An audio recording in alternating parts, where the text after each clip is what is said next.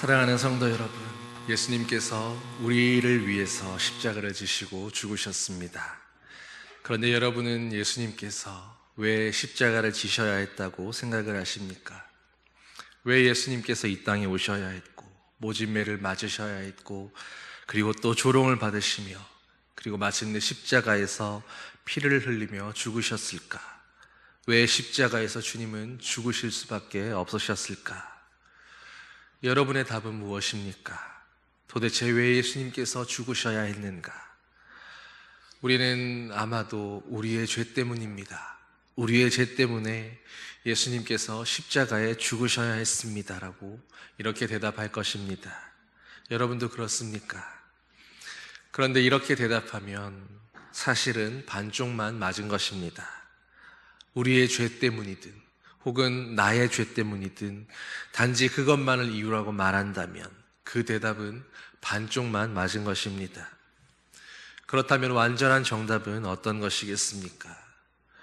오늘 말씀의 제목을 보면 짐작하시겠지만 정답은 우리의 죄를 안타깝게 여기셔서 우리를 그대로 내버려 두실 수 없었던 바로 그 하나님의 사랑 때문에, 하나님의 그 사랑으로 말미암아서 하나님은 독생자를 십자가에 못 박아서 우리에게 내어주실 수밖에 없으셨다라는 것입니다.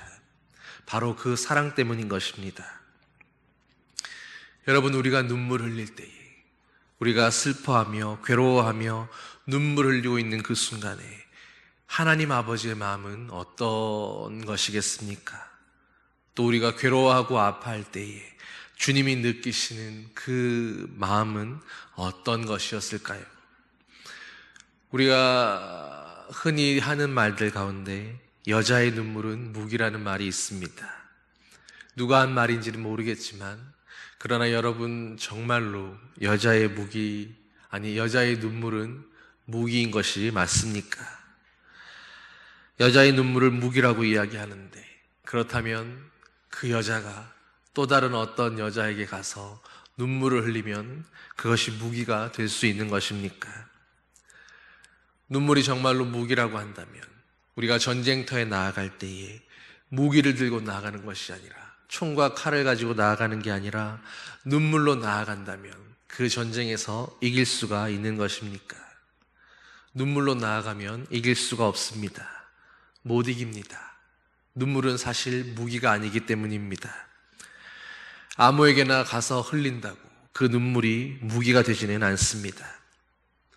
여러분, 그렇다면 누구에게 그 눈물이라고 하는 것이 정말로 무기가 될 수 있을까요? 그 눈물을 받아주는 누군가가 있습니다. 그 눈물을 보고 함께 마음 아파하는 그 누군가가 있는 것입니다. 그 흘러내리는 눈물을 보면서 그 눈물을 대신하여 흘려주고 싶어하고, 그 눈물을 위로해주며 닦아주고 아파해주고 그와 함께하고 싶어하는 그런 사람이 있는 것입니다. 바로 그런 사람에게 눈물은 비로소 무기가 될 수 있는 것입니다. 눈물은 사실 그 자체로는 연약한 것입니다. 그 눈물만을 가지고 어디에 가서 싸울 수도 없고 그 눈물로 이길 수도 없습니다. 그래서 여자의 눈물이 무기라는 말은 오히려 실상은 여성들의 연약함을 표현하는 것입니다. 연약하기 때문에, 약하기 때문에 그래서 흘리는 것이 바로 눈물이라는 말입니다. 그런데 왜 여자의 눈물이 무기가 될 수 있습니까? 아이러니한 것은 바로 난자들의 마음속에는 그 여자들의 그 연약함으로 인해 흘리는 그 눈물에 대해서 바로 그 연약함과 그 아픔에 대해서 연민하고 동정하는 마음이 있다는 것입니다. 그래서 남자들은 여자의 눈물에 굉장히 약한 것입니다. 여자가 눈물을 펑펑 쏟으면 그 앞에서 어쩌할 줄을 몰라 합니다. 무언가 움직이긴 해야 될 것 같고 뭔가 말을 해야 할 것 같긴 한데 어느 타이밍에 언제 말을 해야 될지, 언제 무슨 행동을 해야 할지 몰라서 아무 생각 없이 모든 뇌 사고가 정지되어 버리고 마는 것입니다. 그저 마음이 마구 흔들리며 불편하기만 합니다. 꼼짝을 못하는 것입니다. 여러분, 그렇다고 아무 남자에게나 가서 그렇게 우시면 안 됩니다. 바로 여러분을 사랑하는 사람, 여러분을 사랑하는 그 남자가 그렇다는 것입니다. 그런데 남자들만 눈물에 약점이 있는 것은 아닙니다. 여자들도 꼼짝 못하는 어찌할 수 없는 눈물이 있습니다. 누가 흘리는 눈물이겠습니까? 바로 여러분의 자녀들이 흘리는 눈물입니다. 내 자식의 눈에서 흐르는 눈물입니다. 자식의 눈물 앞에서는 남자든 여자든 모든 부모는 꼼짝을 못하는 것입니다. 왜 그렇습니까? 역시 마찬가지입니다. 바로 그 자녀의 연약함이, 그 연약함과 괴로움에서 흘리는 그 눈물이기에 그것이 부모의 마음을 움직이는 것이기 때문입니다. 그래서 부모는 자녀의 눈물 앞에서 꼼짝을 못하는 것입니다. 여러분, 그러면 입장을 바꾸어서 전능하신 하나님은 어떻겠습니까? 강하고 능하신 용사이신 하나님께서는 오늘 우리가 눈물 흘릴 때에 어떠한 마음이시겠습니까? 하나님은 하나님의 그 자녀들이 눈물 흘리고 있을 때 어떤 마음이 드실까요? 우리가 하나님의 사랑에 대해서 이야기할 때 많은 사람들이 흔히 하는 생각은 하나님은 모든 인류를 사랑하신다. 온 세상을 사랑하셔서 하나님은 인류 평화를 위해서 지금도 관심을 쏟고 계시고, 그래서 그 모든 인류의 평화를 위해서 주님은 지금도 일하고 계신다라는 그런 생각들입니다. 물론 원칙적으로는 맞는 이야기입니다. 그러나 사실 그것은 틀린 이야기이기도 합니다. 하나님이 정말로 관심이 있으신 것은 세계 평화가 아니고, 모든 인류의 평화가 아니고, 모든 사람들의 구원이 아니기 때문입니다. 물론 엄밀한 의미에서 주님은 그렇게 일하시고 또 그것을 바라고 계시지만, 그러나 그 바람과 일하심 역시도 모두를 향한 사랑이 아니라 사실은 지극히 작은 바로 나 한 사람을 향한, 그 한 사람 한 사람을 향한 바로 그 사랑 때문에 그것이 확대되고 확대되어서 그런 사랑으로 일하고 나타나신다라는 것입니다. 사실 하나님의 사랑은 굉장히 사적인 것입니다. 지극히 개인적입니다.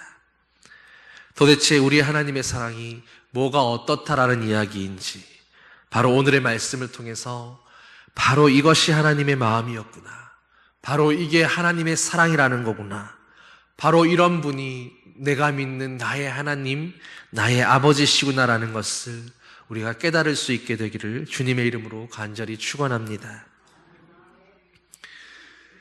여러분, 하나님은 우리의 눈물에 어떻게 반응하실까요? 첫째로 하나님은 우리의 눈물에 대해서 질투하십니다. 여러분, 잘못 말한 게 아닙니다. 다시 말씀드리건대 하나님은 분명히 우리의 눈물에 대해서, 그 자녀들의 눈물에 대해서 질투하십니다. 그것도 적당한 질투가 아니라, 받아줄 만한 그런 용납 가능한 질투가 아니라 정말로 극단적일 만큼 처절하고 잔인한 질투입니다. 질투하시는 하나님, 오늘 본문의 18절 말씀에 그때 여호와께서 자기의 땅을 극진히 사랑하신다라고 말씀합니다. 여기에서 땅이라고 하는 것은 바로 백성을 말하는 것입니다. 자기의 땅, 자기의 백성, 하나님의 백성, 하나님의 소유인 자녀들입니다. 하나님의 땅에서, 하나님이 거하도록 허용하신, 내어주신 그 땅에서 살아가는 바로 하나님의 백성들을 이야기하는 것입니다. 자기 백성, 자기 자녀입니다. 남의 자식이 아니라 내 자녀라는 것입니다. 그리고 그 자녀들을 극진히 사랑하신다라고 오늘 말씀에 기록되어 있습니다. 그런데 여기에서 바로 이 극진한 사랑이라고 표현되어 있는, 이렇게 번역되어 있는 이 단어의 원뜻이 사실은 질투라는 것입니다. 다시 말해서 질투하시는 사랑이라는 것입니다. 여러분, 보통 구약 성경에서 우리가 사랑을 이야기할 때 여러분이 많이 들었던 그 사랑의 히브리어 단어는 어떤 것입니까? 구약에서는 주로 헤세드라는 말로 하나님의 사랑을 많이 표현합니다. 그리고 신약으로 넘어가면 이 사랑은 아가페라는 말이나 혹은 필레오라는 그런 단어로 주로 사랑을 이야기할 때 표현하고 사용하곤 했습니다.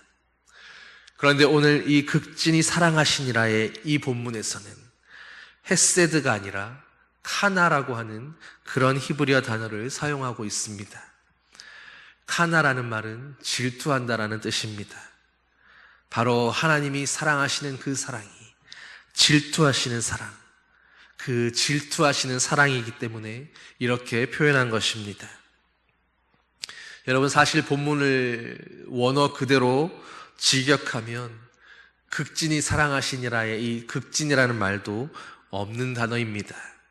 그저 카나라고 있는 이 한 단어, 질투하신다라고 하는 그 질투의 뉘앙스를 온전히 담아내고 싶은데, 그렇다고 하나님의 사랑을 질투로 표현하기에는 여러분이 혹시 그 사랑을 오해할까 하여 하나님이 그 사랑을 표현해야 되겠는데, 질투같이 강렬한 그 사랑을 표현할 마땅한 말이 없어서 극진히 사랑하셨다라고 이렇게 번역을 한 것입니다.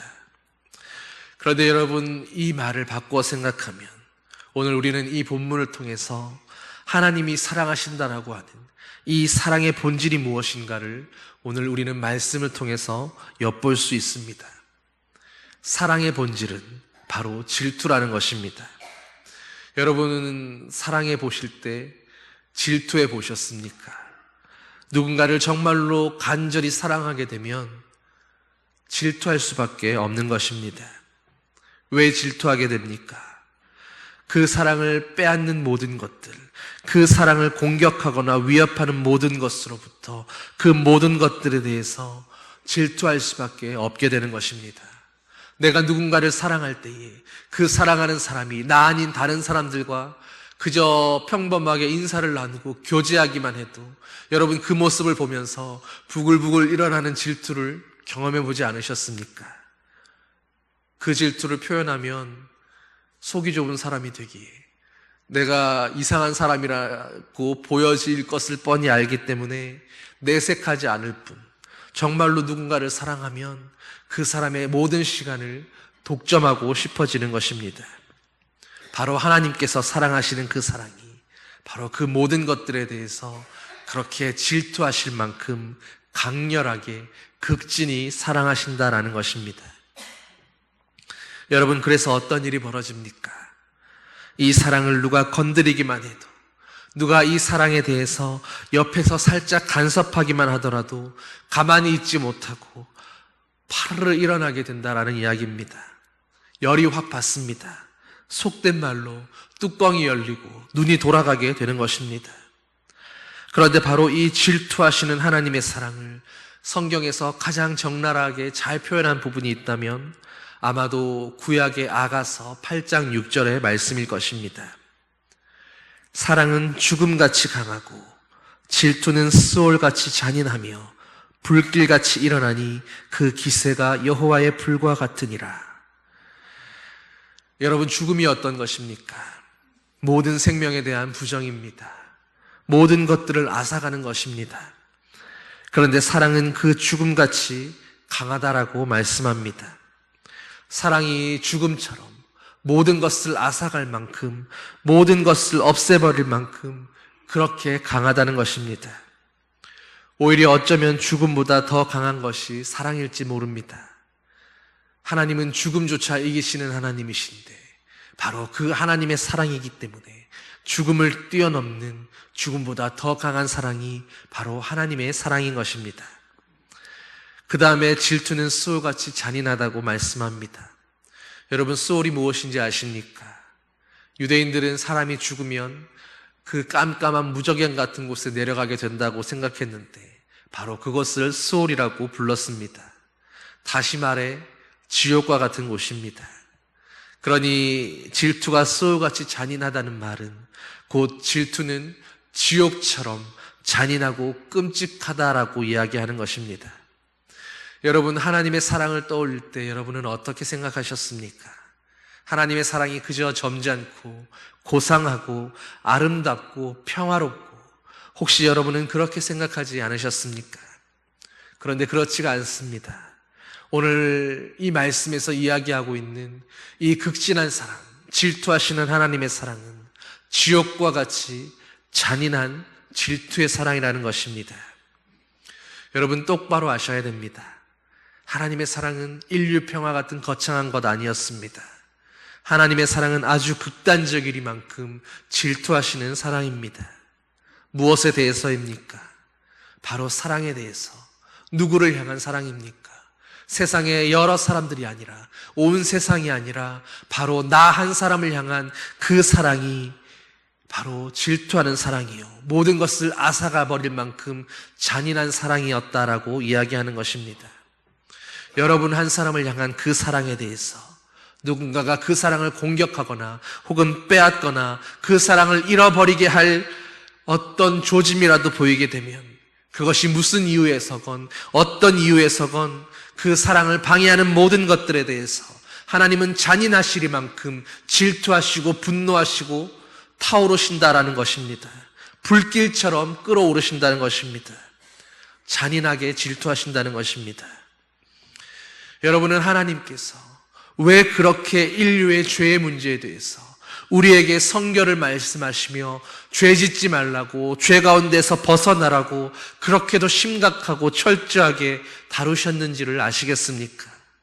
바로 우리 안에 되살이고 있는 그 죄의 문제야말로, 그 죄야말로 하나님의 그 사랑을 빼앗아가는 가장 크고 결정적인 하나님의 원수이자 대적이 있기 때문에 그런 것입니다. 그 죄 때문에 여러분을 잃어버릴 수 없어서, 바로 내가 사랑하는 그 한 생명을 잃어버릴 수가 없어서 주님은 그 죄에 대해서 분노하시고 질투하시고 용서할 수 없으신 것입니다. 여러분, 왜 예수님께서, 전능하신 하나님이신 그분께서 십자가를 지셔야 했고 죽으셔야 했고 피 흘리셔야 했겠습니까? 왜 그러셔야만 했습니까? 바로 죄의 문제가 하나님의 사랑을 대적하는 가장 강력한 문제였기 때문입니다. 여러분, 하나님은 용서하지 않으십니다. 하나님은 단언컨대 잔인하십니다.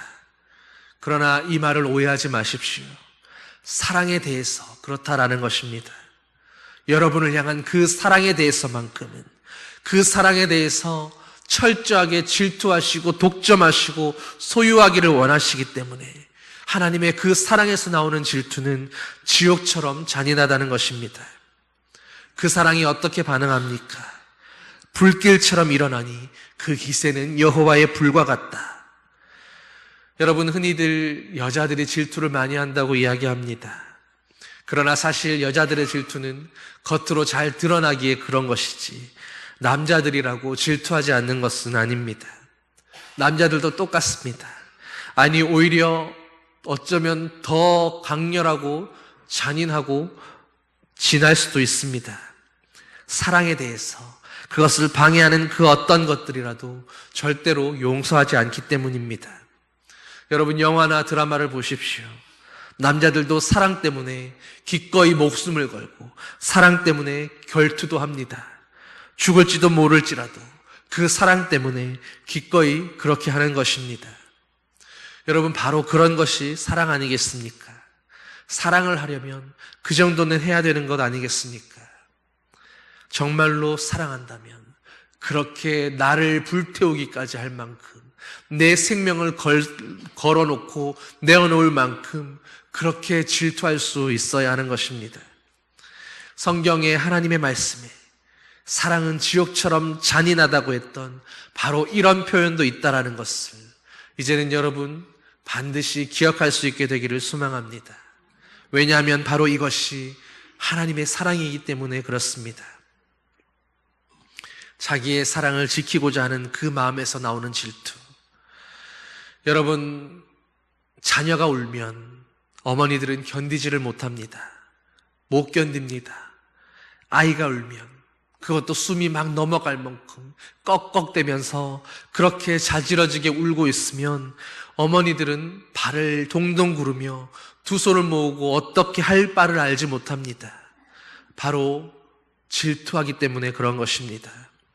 어느 누구에게도 이 자녀를 향한 이 사랑을 빼앗기지 않으려고 하기 때문에 내가 사랑하는 이 사랑의 존재, 이 자녀를 그 무엇으로도 빼앗기지 않기 위해서 그런 것입니다. 그런데 바로 하나님의 사랑이 그렇다라는 것입니다. 여러분, 하나님은 용서하시는 하나님이시지요. 우리의 모든 잘못에 대해서 기꺼이 용납하시고 용서하시고 받아주시는 그런 하나님이십니다. 그런데 그 하나님은 용서하지 않으십니다. 바로 이 사랑을 빼앗는 것들에 대해서, 이 사랑을 위협하고 방해하는 그 어떤 것들에 대해서도 하나님은 결코 용서하지 않으십니다. 여러분, 하나님의 용서하심을 오해하지 마십시오. 만약에 하나님께서 용서하신다고 한다면 그것은 하나님이 용서하시는 분이라는 것을, 우리를 향하여 용납하시고 사랑이 많으시고 인내하시고 그래서 오래 참으시고 변하지 않으시는 신실한 분이시라는 것을 우리에게 광고하고 알리기 위해서, 하나님이 이런 분이야라고 소개하기 위해서 우리를 용서하는 것이 아닙니다. 그분이 우리를 오늘도 용서하시기로 결정하셨다면 그것은 우리를 더 사랑하시기 위함임을 우리는 알아야 합니다. 하나님이 용서하시는 분이라는 것을 나타내려는 게 아니라 그것이 우리를 사랑할 수 있는 방법이기에, 우리를 더 사랑할 수 있는 방법이기에 주님은 사랑하시기 위해서 오늘 또 우리를 용서하시고 용납하시고 받아주시는 것입니다. 여러분, 그런데 그 사랑 때문에 우리를 그렇게 용서하실 수 있는 그 하나님에게서 하나님의 그 사랑을 빼앗아 간다면, 그 사랑을 위협한다면 하나님이 그 대상에 대해서 용서하실 수 있으시겠습니까? 주님은 그것에 대해서만큼은 결코 용서하지 않으십니다. 절대로 용서하실 수가 없으신 것입니다. 그러므로 여러분, 하나님의 사랑이 세상을 사랑해서 인류 평화를 위해서 기여하는 것이 아니라, 거기에 관심을 쏟고 계신 것이 아니라 바로 나 한 사람을, 바로 우리 한 사람 한 사람에 대해서, 바로 그 사랑 자체가 이미 절대적이고 이미 어떤 것과도 바꿀 수 없는 그 강렬한 질투의 사랑이라는 것을, 주님을 스스로 죽음에까지 내몰 수 있게 했던 바로 그런 사랑이라는 것을 여러분 이제 깨달을 수 있게 되기를 소망합니다. 주님의 사랑은 모두를 향한 공적인 사랑이 아니라 바로 나 한 사람을 향한 지극히 사적이고 개인적이고 끊임없이 질투하시는 바로 그런 사랑이었습니다. 두 번째로, 그 하나님은 우리의 슬픔을 우리의 자리 가운데 함께 하시며 함께 느끼시는 하나님이십니다. 성경은 이것을 동정하신다 혹은 불쌍히 여기신다라는 그런 표현으로 번역하고 있습니다. 오늘 18절 말씀에 그의 백성을 불쌍히 여기실 것이라. 누구를 어느 때에 이렇게 하신다라는 말씀입니까? 요에서 2장 12절을 보면 이 그때라고 하는 이때가 언제인지를 말씀합니다. 주님이 부르시는 그때에 하나님의 백성들이, 나의 자녀들이 울며 애통하며 가슴을 치며 주님 앞에 그렇게 부르짖으며 나올 때에 하나님은 울고 있는 그 자녀들을, 그들의 슬픔을 동정하시며 그들을 불쌍히 여기신다라는 것입니다. 불쌍히 여기지 않으시고는 도저히 견딜 수 없는 그것이 바로 하나님의 마음이요 하나님의 사랑이기 때문입니다.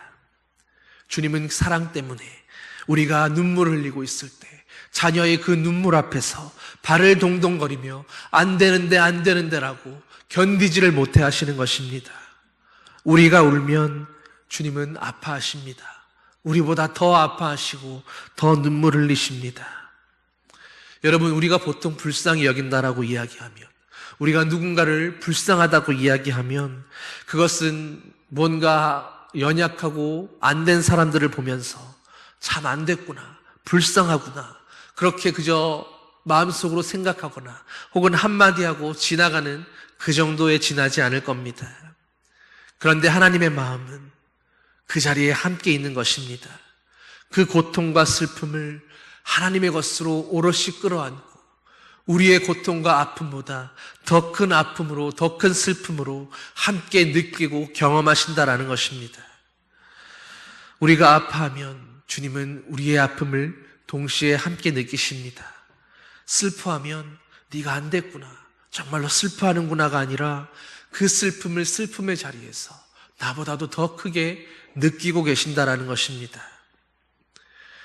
여러분, 자녀가 아파하며 울 때에, 혹 열이 나서 병원의 응급실에 가서 주사를 맞고 수액을 맞고 이렇게 하다가 그 혈관을 찾지 못해서 이렇게 여러 번을 찌르면서 자지러지게 울고 있는 그 모습을 볼 때 여러분, 부모의 마음이 어떻습니까?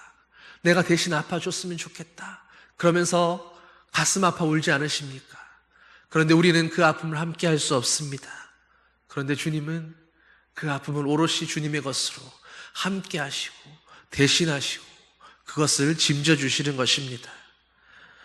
주님이 우리의 아픔에 함께하는 자리, 우리의 고통을 함께 느끼시고 같이 슬퍼하시는 그곳이 어디입니까? 바로 주님의 십자가입니다. 슬퍼하는 곳에 주님은 함께 슬퍼하셨고, 우리가 괴로워하는 곳에서 주님은 함께 괴로워하셨습니다. 혼자라서 고독하고 외롭다고 느꼈던 그 자리에 사실은 주님도 함께 하셔서 괴로워하셨고 고독해 하셨습니다. 바로 그 자리가 주님이 우리를 만나주시는 자리입니다. 바로 그 십자가가 주님이 우리와 이렇게 함께 하시는 그 자리였던 것입니다. 하나님의 마음은 우리와 그 어떤 때에도, 그 어느 경우에도 분리된 적이 없으셨습니다.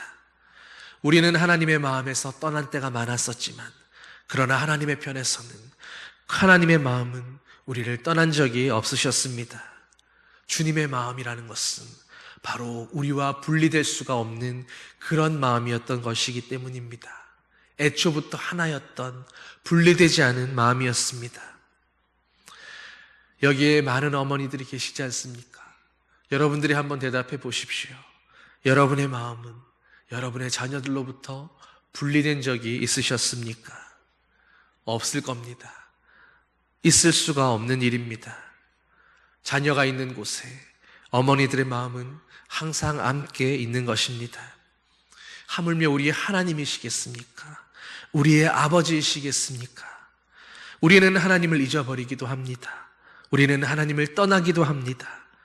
그러나 하나님의 마음은 우리가 있는 자리에서 우리는 주님을 부인하는 그때조차도 한순간도, 단 한순간도 떠난 적이 없으십니다. 우리가 있는 곳에 함께 계시며 우리가 느끼는 것을 같이 느끼면서 주님은 그렇게 슬퍼하시고 괴로워하셨고 외로워하셨고 아파하셨습니다. 그래서 십자가를 지셨던 것입니다. 그 하나님께서 바로 우리의 눈물에 마음이 움직이십니다. 마음이 동하신다는 것입니다. 19절 말씀에 여호와께서 그들에게 응답하여 이르시기를, 여기에서 응답이라고 하는 이 말은 하나님께서 우리의 부르짖음에 대답하신다라는 그런 의미도 되지만 더 정확한 의미는 반응한다, 어떤 일에 대해서 반응이 일어난다라는 그런 의미입니다. 여러분, 반응이 일어나는 것은 내가 어떻게 반응해야지, 어떻게 대답해야지라고 의지적으로 행동하는 것이 아닙니다. 마치 어떤 화학작용이 그냥 일어나는 것처럼 어떤 일이 일어나면 당연히 따라서 일어나는 그 어떤 현상을 반응이 일어나는 거다라고 이렇게 이야기합니다. 그런데 바로 여호와께서 그들에 대하여 반응이 일어나신다라는 것입니다. 하나님의 의지로 반응하시는 것이 아니라 저절로 그렇게 될 수밖에 없다라는 그것을 이야기하는 것입니다. 그런데 하나님께서 어느 때에 반응이 일어나십니까? 하나님이 어느 때에 우리의 기도에 귀 기울이시는지, 아니 기울일 수밖에 없게 되신다라는 이야기입니까? 우리가 기도할 때입니까? 아니면 예배드리고 주님을 찬양하고 주님께 부르짖을 때이겠습니까? 12절 말씀에 그때가 자세히 나옵니다.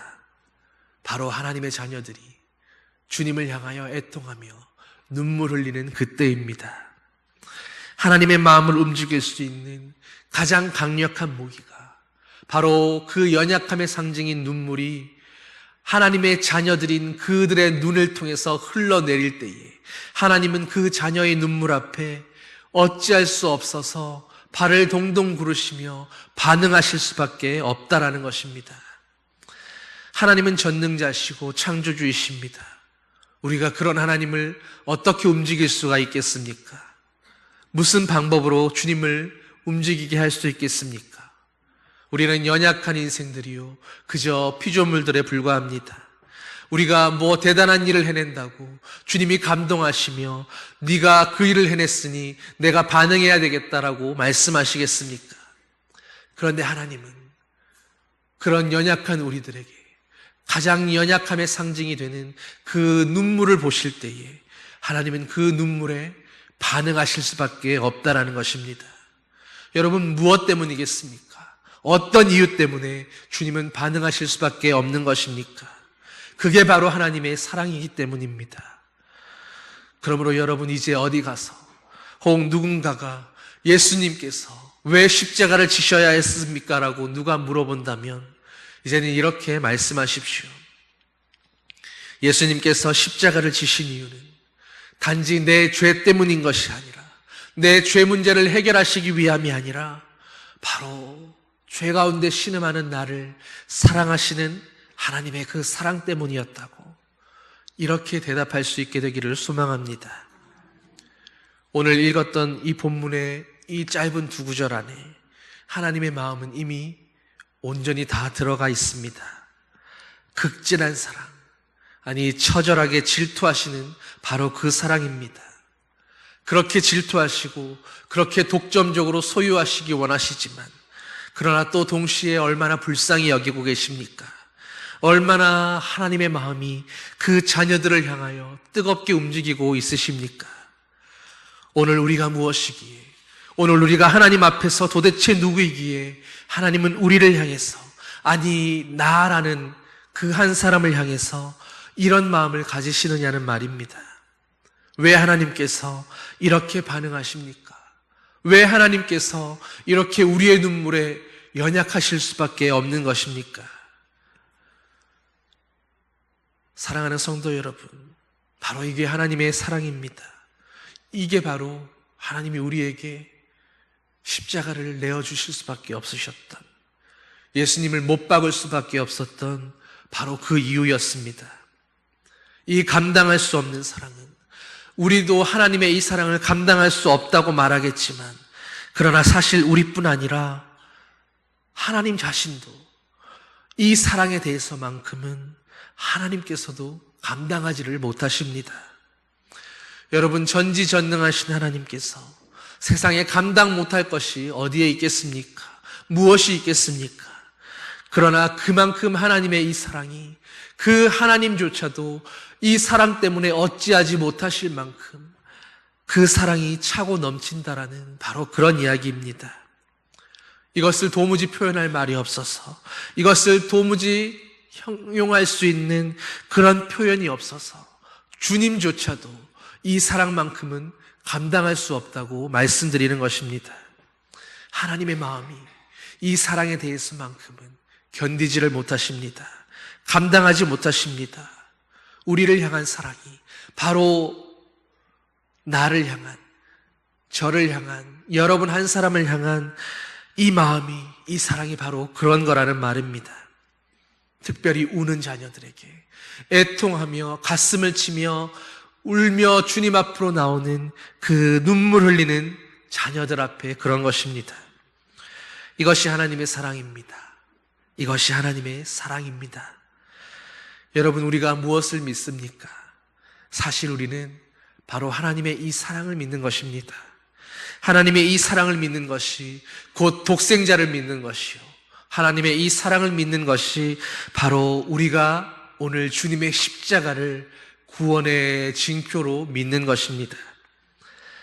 하나님의 능력, 하나님의 은혜, 하나님의 평강, 하나님의 모든 것들이, 우리가 하나님에 대해서 붙일 수 있는 수많은 귀하고 아름다운 것들이 많이 있지만, 그래서 우리는 그 모든 것들을 다 믿는다고 고백하지만, 그러나 그 중에 제일은, 우리가 그 중에서 가장 먼저 제일 믿는 것은 바로 하나님의 사랑입니다. 여러분, 이 사랑을 믿으십시오. 그리고 이 사랑을 믿고 이제는 주님 앞에서, 우리의 아버지 앞에서 눈물을 흘릴 수 있는 그런 자녀들 되시기를 소망합니다. 우리가 주님 앞에 눈물 흘릴 때에 주님은 우리의 모든 신음에 응답하실 수밖에 없습니다. 우리에게 반응하실 수밖에 없습니다. 오늘도 주님 앞에 나의 연약함 그대로 오늘도 눈물 흘리며 나아갈 때에 주님이 우리에게 응답하시고 우리의 그 마음을 들어 안아주실 것입니다. 기도하시겠습니다. 사랑의 아버지 하나님, 오늘 아버지의 그 처절한 사랑이 어떠한 것인지, 그 잔인하기까지 하다고 말씀하시는 아버지의 그 사랑, 감당할 수 없는 사랑, 하나님조차도 감당할 수 없다고 말씀하시는 그 사랑이 어떠한 것인지 우리가 조금은 엿보아 알 수 있게 하여 주시옵소서. 이제는 그 사랑 앞에서 하나님, 내가 주님 뜻대로 살아가는 아버지의 자녀가 되겠다고 고백할 수 있게 하여 주시옵소서.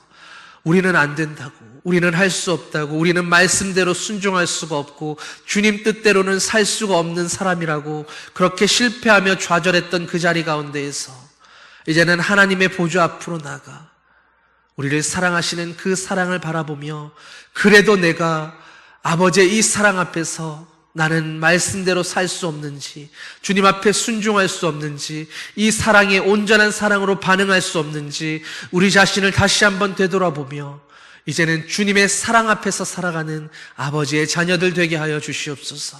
주님의 그 사랑 앞에서 오늘 우리가 할 수 없었던 것을 할 수 있는 자들이 되게 하여 주시고, 우리가 이길 수 없는 시험과 유혹 앞에서 이 사랑 바라보며 주님, 내가 이 사랑 의지하여 오늘 또 죄와 싸우며 이기며 살아가는 아버지의 거룩한 자녀 되겠습니다 고백할 수 있는 주님의 사랑받는 자녀들 되게 하여 주시옵소서. 감사드리며 예수님 이름으로 기도드립니다. 아멘.